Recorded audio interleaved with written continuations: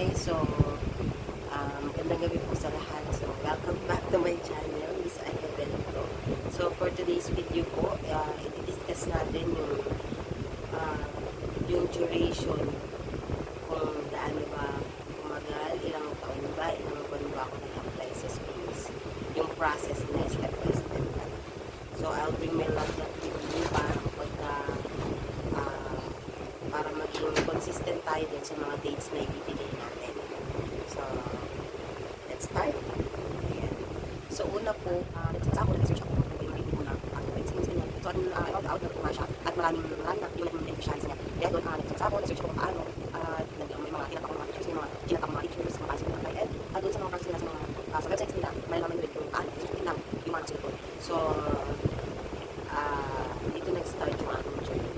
So, January 16, 2021, so, nag-email ako ng personal email ko sa SPIMS. So, kasama ng email ko sa SPIMS, binasa ko na rin po yung mga requirements ko na hinihingi nila doon sa online. So, kasi doon sa online ko, ano ba yung mga requirements? So, nagpakilala ako and I am decided na mag-for good na talaga sa Philippines. Ayun. So, together with that email, sent my requirements. Ano yung mga sinend ko? Scan copy ng passport, yung aking board rating, passport, board rating, yung aking contract, yung aking mga IDs, isa na rin doon yung mga COE ko, yung nagturo ako previously sa private school din sa ating country. So, next po nun, January 25, so, nag-follow up ako. Yan. So, diba, balik tayo sa pinasok pa ng requirements. So, diba, nagpapapasa sila kasi ng passport with arrival sa moment. Sabi kasi nila, doon sa requirements nila is, dapat magpasa ng passport with arrival stamp na nakatunayan, nakauwi ka na dito sa Pinas. Eh, wala pa nga ako nun. Kaya ang pinasa ko na lang, kung anong meron ako, yun na lang yung pinasa ko. Then, January 25, 2021, nag-follow up ako about doon sa status ng aking application. January 2026, nag-reply sila, nag-ask sila ng kung naka-register na daw ako sa online. So, sabi ko, yes. Pero, yun nga, hindi ko na-reach yung kanilang requirements, which is nangihingi sila ng COE nung current company ko na pinagtuturuan ko doon sa Kuwait, tsaka passport na mayroong arrival stamp. So, kaya, pero nagpasa pa rin ako online sa kanila na kung ano lang meron ako. Nagpasa rin ako ng personal email ko kung ano lang din yung mga available kong documents sa akin. Ayan, so, and January 26, nag-reply sila kung nakapag-register na daw ako. Sabi ko, yes. So, January 27, nag-reply sila and natag yung aking email as incomplete. Kasi nga, wala nga ako ng dalawang requirements na hinihingi nila, which is the COE ng current company ko, na school na pinapasukan ko that time, and yung passport with arrival stamp na katunayan na nakauwi na ako ng Pilipinas. So, okay, tignan ko ha. Ayun. Natag ako as incomplete. Sabi nila, this has reference to your SPIMS. Your profile is currently tagged as incomplete. We can continue your application unless you provide the needed documents or information. Maybe ask for the COE at saka yung COE na mayroong job position, start and end ng aking date of employment. So, wala ako nun. Kaya, kasi currently working pa, then hindi pa rin ako sa ibang bansa. Then, nag-reply ako na, January 28, nag-reply ako na sabi ko, stating that I am currently working and hindi sila magbibigay ng COE kapag hindi pa finish yung contract. Di ba ganun sa ibang bansa? So, kapag hindi pa tapos talaga naman yung iyong contract, hindi sila basta-basta magbibigay. And ang uwi ko ay sa ganitong buwan pa,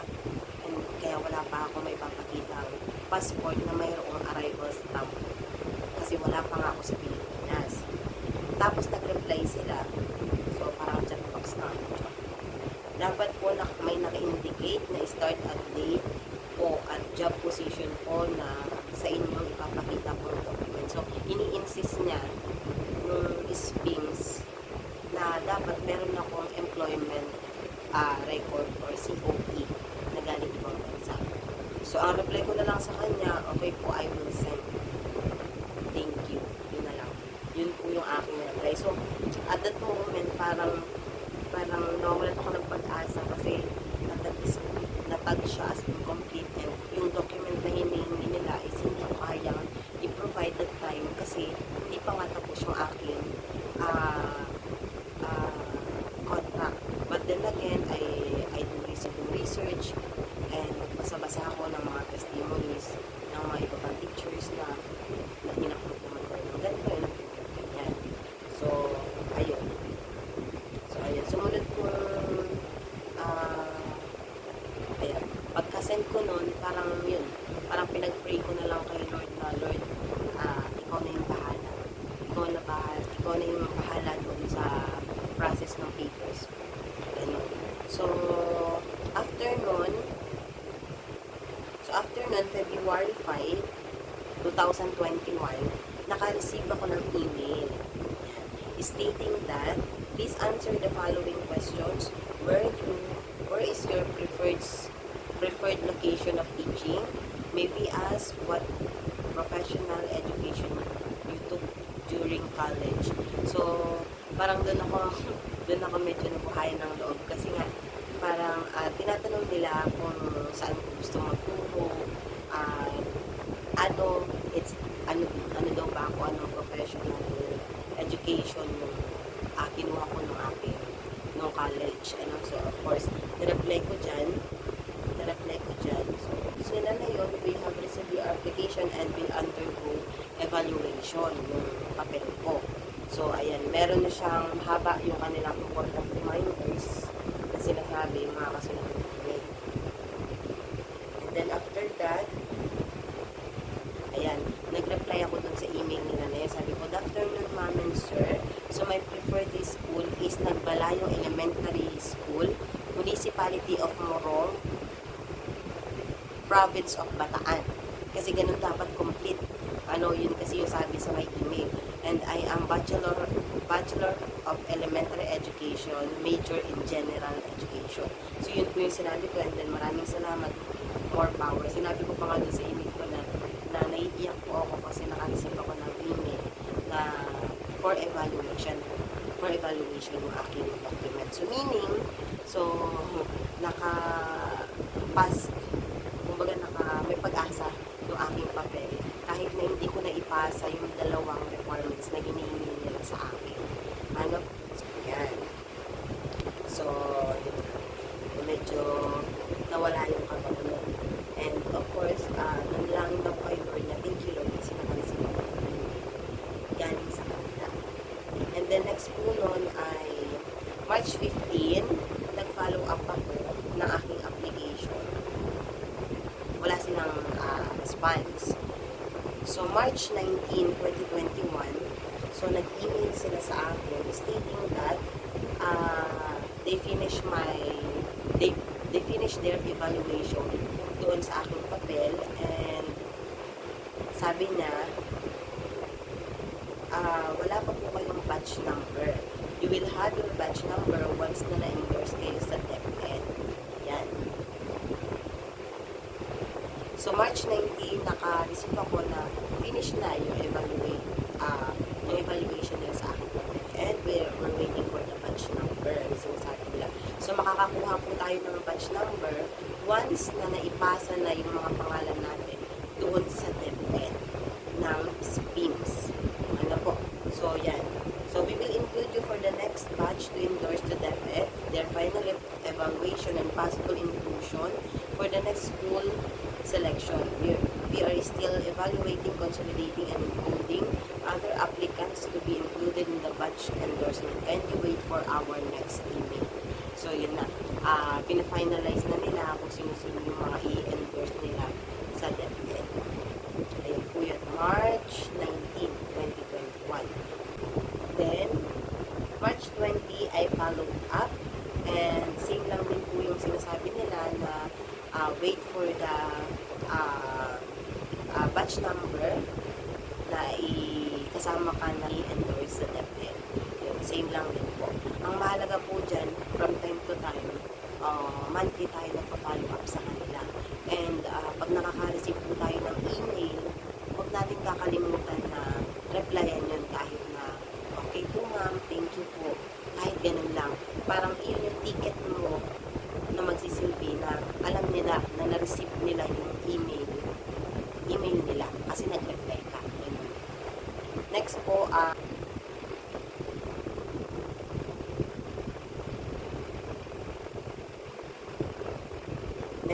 ay after no, ng mga follow-up, nangyari, March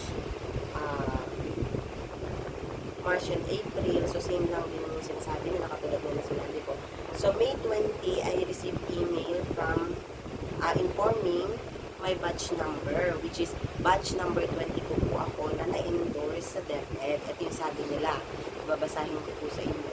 This is to inform you that you are part of 42nd batch SPIMS application endorsed to DepEd Central Office for possible inclusion in the next school selection for 2021.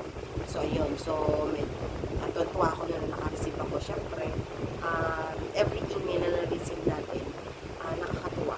Kasi, you are moving closely doon sa gusto mong marating. Then, after nun, mahaba-haba yung guide nila na for the next step, ganito yung gagawin mo, ganyan. And there are important reminders na hindi siya instant. So, dadaan ka rin talaga sa tamang proseso para makuha mo yung item mo. So, marami silang reminders. Ayan. So, didid ko, May 20, doon ako naka-receive ng endorsement letter, batch number na i-endorse na ako sa DepEd. Ayan. Next is, dito sinabi na rin nila kung saan ako magtuturo. Then next, so nag-follow up ako. After ko maka-receive ng email na yun, nag-follow up ako ng June, July ako nag-follow up.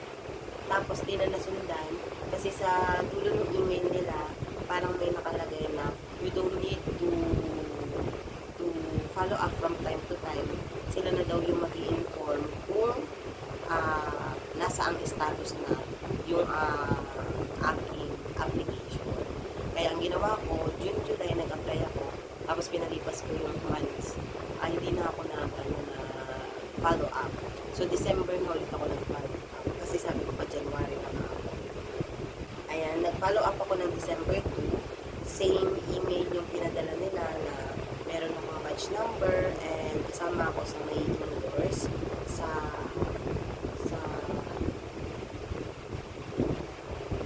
DepEd. So, next. So, December 22. Yung isa, December 2. Yung isa naman ay December 2. So, December 22, nag-email ako. Kasi nga yung mga kasamahan ko, naka-receive na sila ng kanilang email from I think from central office na to. Kanilang school assignment.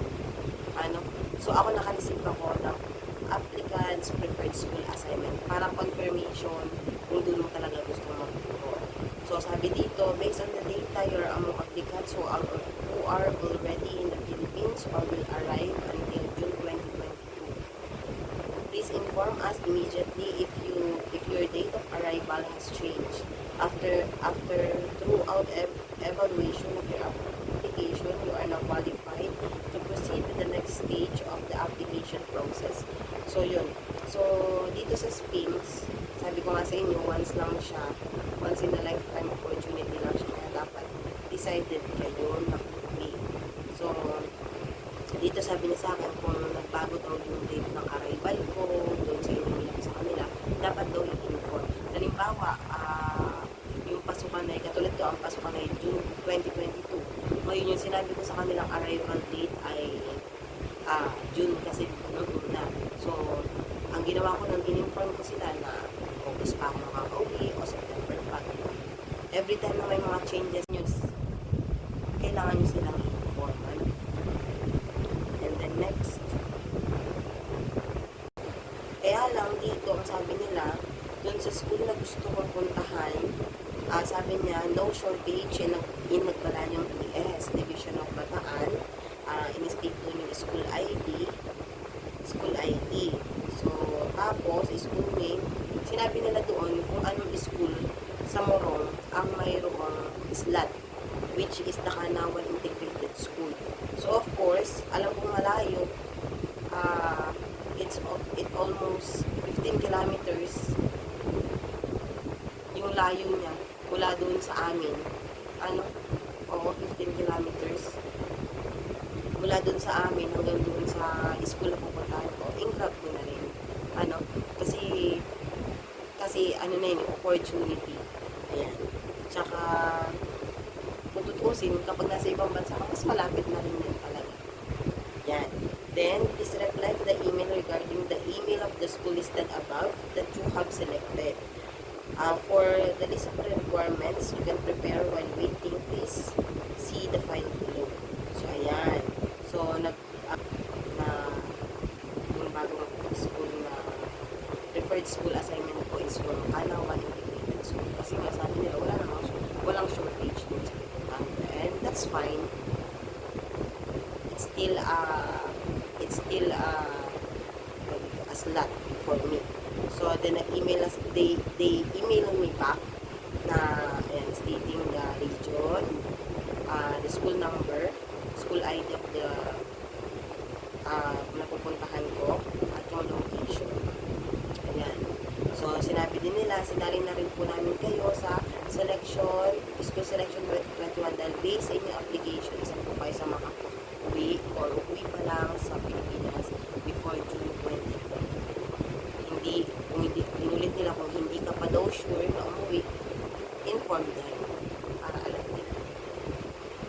So, ayan. Ito yung mga reminders nila, important reminders. Mamaya papasahin ko sa inyo. Ayan. So, pati yung letter na na-receive. Then, after ng December 22, ayan. So, pumunta na tayo sa February 17, nag-email ako sa kanila regarding doon sa status ng aking application. Nag-email ako. And then, sabi nila doon sa February 17, waiting na lang daw ako ng letter na magagaling sa STO. Yan, follow up lang ng follow up. Pwede kayong mag-follow up monthly. Yan, para malaman niyo yung status. Wala namang masama kung magtatanong. Nag-follow up ako ng April and May. So, same lang din yung kanilang reply na kung saan based on our record, you have successfully selected and confirmed your school assignment during the school selection 2021.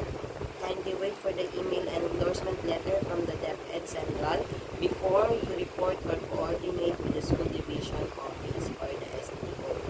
Yun. So, ang sunod na after ng May 18 na nag-huli ako ng follow up, June. Ayan. June 30, 2022, naka-receive ako ng email from School Effectiveness Division. Or siguro ito yung central. At naka-CC dito yung SPIMS, OWA, at saka DepEd Bataan. Ito yung sabi nila sa amin. Marahil po ito yung sa message na so stating that naisa ako sa SPIMS beneficiary to facilitate your appointment. Please refer to the attached letter together with the list requirements need to be processed on the assigned school division office. So, nag-send sila sa akin ng letter na kung saan sinabi nila sa akin dito kung ano yung gagawin ko, yun, ano-ano yung mga requirements. Ayan, requirements. So, twice pa nilang sinend yun. And, meron silang reminder. Mamaya ko na lang ulit pagkasahin. And then, so, of course, kapag naka-receive na ng email ng ganon,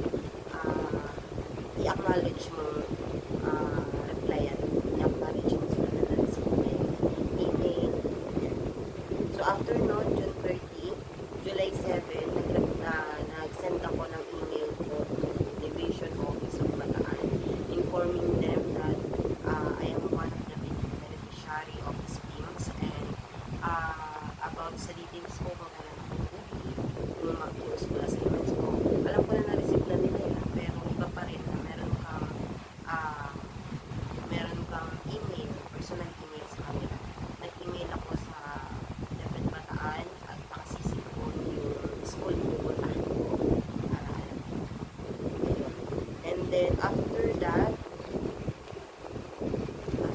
email, ng July 6, naka-receive ako ng email galing sa SDO informing that I have my item.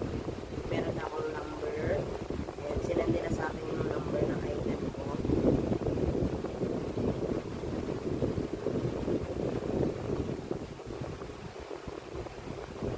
Ayun, so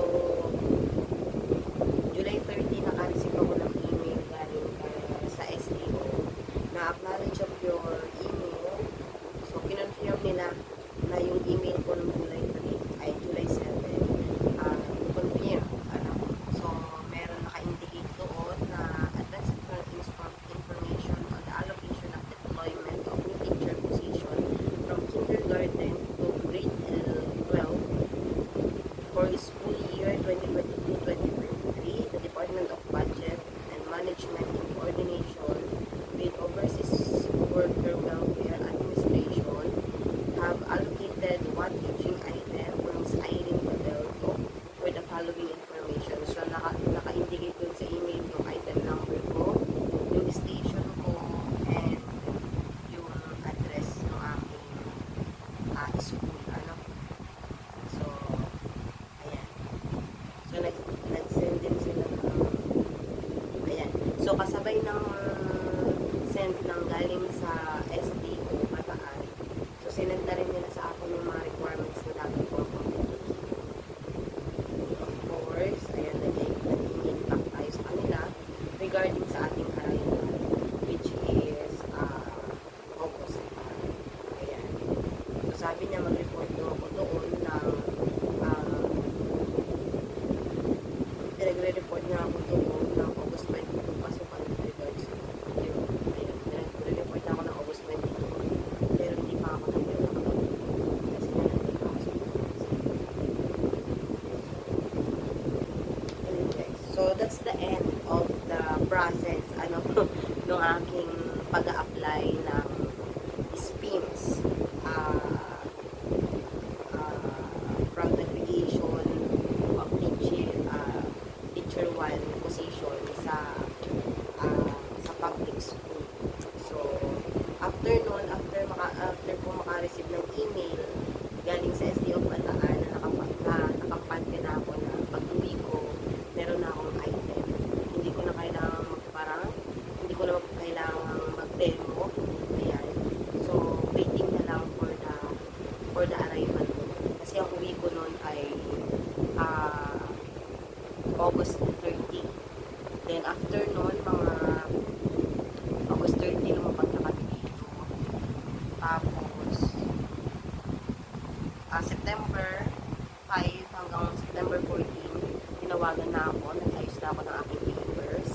And September 15, Friday, September 15, 2022, that was my first day as a public school. So, doon nag-start yung journey ko as a public school teacher.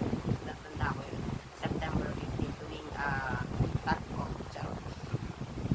Ayan. So, September 15, 2000, my life begins as a public school teacher dito sa ating bansa. So, kaya doon sa mga nasa ibang bansa na gusto magpunta dito sa ating sa Pilipinas. So, itry niyo po itong program nila at kaya sabi ko siya, maganda po siya. Walang kahasin-hasin. So, yung duration niya na aking pag-apply, it almost 1 year and a half din ako nag-hintay. Good thing kasi ibang bansa pa lang ako, napaprocess na yung mag ko, dito meron ako. So, yun po yung kinaganda. Not like before, naranasan natin magparang, alam ko, sabi ako sa mga teacher na dumadaan pa rin sa ranking until now. At talagang napakahirap kasi kaya yun. So, napakaganda po ang programa nito na ating gobyerno para sa mga OFW na katulad ko na gusto ng So, until now, I am a public school teacher. So, 1 year, I think more than 1 year na. About 2 years na ako sa September 15, 2024. And, ayan. So, September 15, 2022, nag-start ako tuloy ko bilang sa public lang po sa mga may mga questions pa, you can leave a comment below. And I will find time to answer those questions. Sana po. So sana nakatulong at sana naintindihan niyo yung mahabang oras kong pagsalita dito. Maraming salamat po sa